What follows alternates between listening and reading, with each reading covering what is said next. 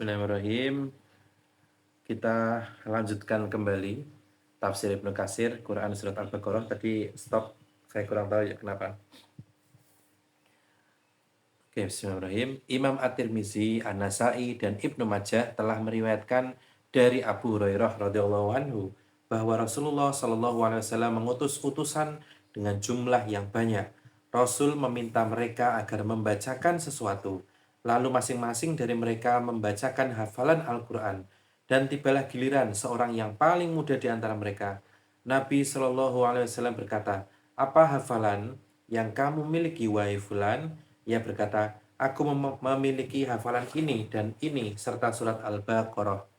Nabi Shallallahu alaihi wasallam berkata, "Apakah kamu hafal surat Al-Baqarah?"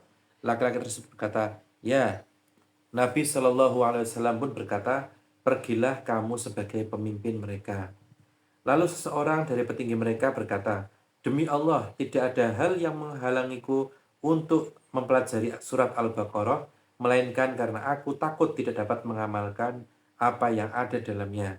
Maka Rasulullah Shallallahu alaihi wasallam bersabda, "Ta'allamul Qur'ana wa aqri'uhu, fa inna masalal Qur'ani liman ta'allamahu faqara'ahu wa qama bihi kamathali jirabi mahsyu'i miskan yakuhu rihihi fi kulli makanin wa masalu man ta'allamahu fayarkuhu fayarkudu wa huwa fi jawfihi kamasali jirabi ukiya ala miski."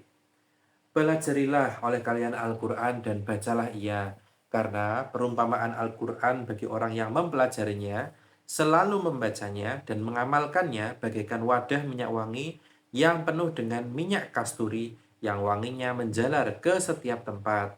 Dan perumpamaan orang yang mempelajarinya, lalu ia tidur tidak mengamalkannya, tetapi Al-Quran itu ada di hatinya, seperti wadah minyak wangi yang ditutupi wanginya. Lafaz hadis ini diriwayatkan oleh At-Tirmizi, kemudian ia berkata hadisnya hasan. Kemudian ia meriwayatkan dari hadis Al-Laits dari Sa'id dari Atha Maula bekas hamba saya Abu Ahmad secara mursal. Al-Bukhari rahimahullah meriwayatkan dari Usaid bin Hudair radhiyallahu anhu, ia berkata, ketika ia membaca surat Al-Baqarah pada suatu malam, saat itu kudanya terikat di dekatnya. Tiba-tiba kuda itu bergerak-gerak, lalu ia diam, kuda itu pun diam. Saat ia membaca lagi, kuda itu kembali bergerak-gerak, lalu ia berhenti membaca, kuda itu pun diam. Kemudian ia membaca lagi, kuda itu kembali bergerak-gerak. Maka ia tidak meneruskan membaca, karena saat itu anaknya yang bernama Yahya berada dekat dengan kuda tersebut. Ia khawatir kuda itu akan menginjak anaknya. Tatkala ia mengambil anaknya, sembari mengangkat kepala ke langit, ia melihat sesuatu di atas sana. Kemudian waktu subuh tiba, ia menceritakan hal tersebut kepada Nabi Shallallahu alaihi wasallam. Maka Nabi pun bersabda, "Teruslah membaca, wahai Ibnu Hudair." Ibnu Hudair berkata, "Aku khawatir kuda itu akan menginjak Yahya, wahai Rasulullah, karena ia dekat dengan kuda tersebut. Lalu aku pun mengangkat kepala ke langit, ternyata ada sesuatu seperti naungan di langit yang menyerupai pijaran lampu. Lantas aku keluar dan tidak melihatnya lagi." Nabi Shallallahu alaihi wasallam berkata, "Apakah kamu mengetahui sesuatu itu?" Ibnu Hudair berkata, "Tidak." Nabi Shallallahu alaihi wasallam berkata, "Itu adalah malaikat yang mendekat karena mendengar suaramu, dan jika kamu terus membacanya, pasti ketika pagi tiba, orang-orang bisa melihatnya dengan jelas." Hadis tersebut diriwayatkan juga oleh Imam Abu Ubaid Al-Qasim bin Salam dalam kitab Fadail Al-Quran dari Abdullah bin Sholih dan Yahya bin Bakir dari Al-Laiz. Dan diriwayatkan juga dari jalan yang lain dari Usaid bin Hudair sebagaimana yang telah disebutkan. Wallahu alam. Hal serupa juga pernah terjadi kepada Sabit bin Qais bin Samam radhiyallahu anhu sebagaimana yang diriwayatkan oleh Abu Ubaid dari para orang tua di Madinah yang menuturkan bahwa pernah ada orang yang berkata kepada Rasulullah SAW, tahukah engkau bahwa rumah Sabit bin Qais bin Syamam radhiyallahu anhu senantiasa berkilau dengan cahaya? Nabi SAW bersabda, sepertinya dikarenakan ia membaca surat Al-Baqarah. Orang tersebut berkata, maka aku pun bertanya kepada Sabit. Sabit menjawab, aku membaca surat Al-Baqarah. Ini adalah sanad yang baik, akan tetapi dalamnya terdapat periwayat yang mubaham atau tidak jelas dan mursal atau terputus. Wallahu alam.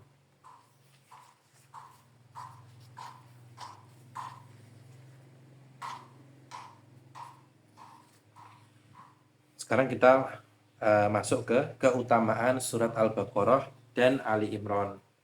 Imam Ahmad rahimahullah meriwayatkan dari Buraidah. Ia berkata, suatu ketika aku sedang duduk-duduk bersama Nabi Shallallahu Alaihi Wasallam. Lalu aku mendengar beliau bersabda, Ta'allamu surat Al-Baqarah fa inna akhzaha barakatun wa tarkaha hasratun wa la yastati'iha al-batalah. Pelajarilah oleh kalian surat Al-Baqarah karena menghafalkannya adalah berkah dan meninggalkannya adalah kerugian dan penyihir tidak bisa mengganggunya. Kemudian Nabi SAW diam saat lalu bersabda, pelajarilah surat Al-Baqarah dan Ali Imran karena keduanya adalah dua cahaya yang senantiasa menaungi orang yang membaca menghafalnya pada hari kiamat, seperti dua awan atau dua kawanan burung yang bergelombol. Dan Al-Quran akan menemui pembaca atau penghafalnya pada hari kiamat ketika kuburnya telah terbelah dalam keadaan seperti seorang yang pucat. Lalu ia, Al-Quran, berkata, apakah kamu mengenaliku? Orang tersebut berkata, aku tidak mengenalimu. Lalu Al-Quran berkata, aku adalah temanmu.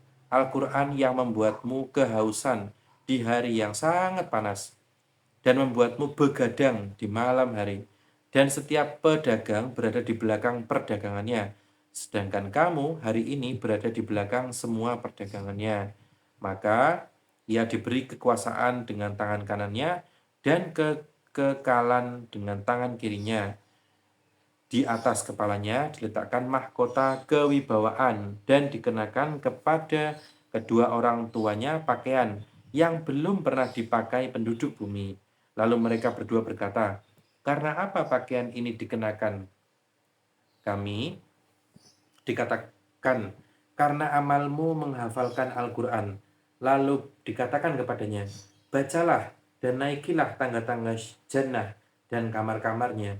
Maka ia terus naik selama ia terus membaca Al-Quran dengan cepat maupun tartil. Ibnu Majah rahimahullah juga meriwayatkan sebagian hadis ini dari Bashir bin Al-Muhajir. Sanadnya hasan berdasarkan syarat riwayat Imam Muslim, karena Imam Muslim juga meriwayatkan hadis dari Bashir dan dianggap terpercaya oleh Ibnu Ma'in. An-Nasai rahimahullah berkata, Bashir tidak apa-apa meriwayatkan darinya. Namun Imam Ahmad rahimahullah berkata tentangnya, ia adalah mungkarul hadis atau hafalannya banyak salah. Ia banyak menyebutkan hadis-hadisnya. Padahal hadis-hadis tersebut mengandung hal-hal yang mengherankan. Al-Bukhari rahimahullah berkata, ia terkadang menyalahi sebagian riwayatnya sendiri. Abu Hatim Ar-Razi berkata, hadisnya bisa ditulis, tetapi tidak bisa dijadikan hujjah atau dalil. Ibnu Adi berkata, ia meriwayatkan hadis yang tidak diikuti oleh sanad lain yang menguatkannya. Ad-Darqutni berkata, ia bukan periwayat yang kuat. Ibnu Katsir rahimahullah berkata, bagi sebagian isi hadis tersebut terdapat sanad lain yang menguatkannya. Di antaranya hadis Abu Umamah Al-Bahili. Imam Ahmad meriwayatkan dari Abu Umamah, ia berkata, aku mendengar Rasulullah SAW bersabda, Iqra'ul Qur'ana fa innahu syafi'un li ashabihi yaumal qiyamati Iqra'u az-Zahra waini Al-Baqarah wa Ala Imrana fa innahuma ya'tiyani yaumal qiyamati ka'annahuma ghamamatan au ka'annahuma ghayatani au ka'annahuma firqani min tairin sawaffa yuhajjani an ahlihima summa qala iqra'ul baqarata fa innal akhzaha barakatun wa tarkaha hasratun wala yastati'u hal batalah. Bacalah oleh kalian Al-Quran, karena ia adalah penyelamat bagi pembacanya pada hari kiamat. Bacalah oleh kalian dua yang bercahaya, Al-Baqarah dan Ali Imran, karena keduanya akan datang pada hari kiamat seperti dua gumpalan awan atau dua kawanan burung yang bergelombol, yang akan membela para pembacanya pada hari kiamat. Kemudian beliau bersabda, Iqra'ul baqarata fa inna akhdaha baqaratun wa tarkaha hasratun wa la yastati'u hal batalah. Bacalah oleh kalian Al-Baqarah, karena menghafalnya itu berkah dan meninggalkannya kesedihan, dan para penyihir tidak bisa mengganggunya. Imam Muslim rahimahullah juga meriwayatkannya dalam kitab sholat dari Abu Umamah Sudai bin Ajlan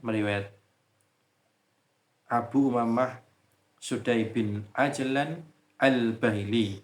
Di dalam hadis tersebut terdapat kata-kata Az-Zahrawan, yaitu dua yang bercahaya. Al-Ghayayatan, yaitu sesuatu yang menaungimu dari atas. Al-Firq, yaitu bagian dari sesuatu. As-Sawaf, yaitu yang berjajar dan berkumpul. Al-Batalah, yaitu para penyihir. Dan maksud dari para penyihir tidak bisa mengganggunya, yaitu penjagaannya tidak bisa mereka tembus, atau mereka tidak bisa menguasai orang yang membaca surat tersebut. Masih mengenai keutamaan surat Al-Baqarah dan Ali Imran, terdapat hadis Nawas bin Sam'an. Imam Ahmad rahimahullah meriwayatkan dari Nawas bin Sam'an Al-Kilabi, ia berkata, aku mendengar Rasulullah Shallallahu Alaihi Wasallam bersabda, yu'ta bil Qur'ani yaumal qiyamati wa ahluhu allazina kanu ya'maluna bihi taq'adu muhum suratul Baqarati wa alu Imran. Pada hari kiamat, Al-Quran didatangkan dengan para pembacanya yang telah mengamalkannya. Di depannya didahului oleh surat Al-Baqarah dan Ali Imran. Rasulullah Shallallahu Alaihi Wasallam membuat 3 perumpamaan untuk 2 surat tersebut yang tidak akan aku lupakan. Beliau Shallallahu Alaihi Wasallam bersabda, "Ka'annahuma ghamamatan au zullatani saudawan bainahuma syarqu au ka'annahuma firqani min tairin sawafa yuhajjani an sahibihima." 2 surat itu seperti 2 gumpal awan atau 2 naungan yang hitam. Di antara keduanya ada cahaya. 2 surat itu juga seperti 2 kawanan burung yang bergelombol, yang akan membela para pembacanya. Diriwayatkan juga oleh Muslim dan At-Tirmizi. At-Tirmizi berkata, hadisnya Hasan Gharib. Abu Ubaid meriwayatkan dari Abu Munib, dari pamannya, bahwa ada seseorang yang membaca surat Al-Baqarah dan Ali Imran. Ketika orang tersebut selesai sholatnya, Ka'ab berkata kepadanya, apakah kamu membaca surat Al-Baqarah dan Ali Imran? Orang itu menjawab, ya. Maka Ka'ab berkata, demi yang diriku ada pada kuasanya, sesungguhnya pada surat Al-Baqarah dan Ali Imran terdapat nama Allah yang apabila disebut untuk berdoa, pasti Allah mengabulkannya. Orang tersebut berkata, beritahukanlah kepadaku nama itu. Ka'ab berkata, tidak, demi Allah, aku tidak akan memberitahukan kepadamu. Kalau aku memberitahukan kepadamu, pasti kamu akan berdoa dengan nama itu, satu doa yang membuat diriku dan dirimu celaka. Abu Ubaid meriwayatkan dari Abu Umamah, ia berkata, ada seorang saudara kalian yang bermimpi bahwa ada orang-orang yang sedang menempuh jalan di celah gunung yang sukar dilalui lagi jauh. Sedangkan di puncak gunung tersebut terdapat 2 pohon hijau yang berkata, apakah di antara kalian ada pembaca surat Al-Baqarah? Apakah di antara kalian ada pembaca surat Ali Imran? Ternyata ada seseorang yang menjawab, ya. Maka 2 pohon tersebut mendekatkan cabang-cabangnya sampai orang tersebut bisa bergelantungan pada 2 pohon tersebut. Lalu 2 pohon itu menyampaikan orang tadi ke gunung tersebut. Abu Ubaid meriwayatkan dari Ummu Darda. Ia berkata, ada seseorang yang biasa membaca Al-Quran bertikai dengan salah seorang tetangganya sampai orang itu membunuhnya dengan diikat kemudian dibunuh. Maka Al-Quran tidak henti-hentinya terus mengalir dari diri orang tersebut, surat demi surat, sampai yang tersisa surat Al-Baqarah dan Ali Imran selama 1 Jumat. Kemudian keluarlah Ali Imran dari diri orang tersebut dan Al-Baqarah masih tetap sampai 1 Jumat kemudian. Lalu dikatakan kepada surat Al-Baqarah, ma yubaddalul qawlu ladayya wa ma ana bidzallamin lil abid. Keputusan di sisiku tidak dapat diubah dan aku sekali-kali tidak menganiaya hamba-hambaku. Quran surat Qaf surat ke-50 ayat 29. Lalu Al-Baqarah pun keluar seperti sebuah awan yang besar. Abu Ubaid berkata, aku berpendapat bahwa Al-Baqarah dan Ali Imran senantiasa menyertai orang yang membaca atau menghafalnya dalam kubur. 2 surat tersebut membelanya dan menenangkannya, sehingga 2 surat itu menjadi yang terakhir ada bersama dirinya. Abu Ubaid juga meriwayatkan dari Yazid bin Al-Aswad Al-Jurashi. Ia menyebutkan, barang siapa yang membaca Al-Baqarah dan Ali Imran di pagi hari, maka ia bersih dari nifak sampai sore hari. Dan barang siapa yang membacanya pada malam hari, maka ia bersih dari nifak sampai pagi hari. Maka ia membacanya setiap pagi dan malam hari, kecuali sebahagiannya. Abu Ubaid meriwayatkan juga dari Sa'id bin Jubair berkata, bahwa Umar bin Al-Khattab berkata, barang siapa yang membaca surat Al-Baqarah dan Ali Imran dalam satu malam, maka ia ditetapkan termasuk orang-orang yang tunduk. Pada saatnya ada keterputusan.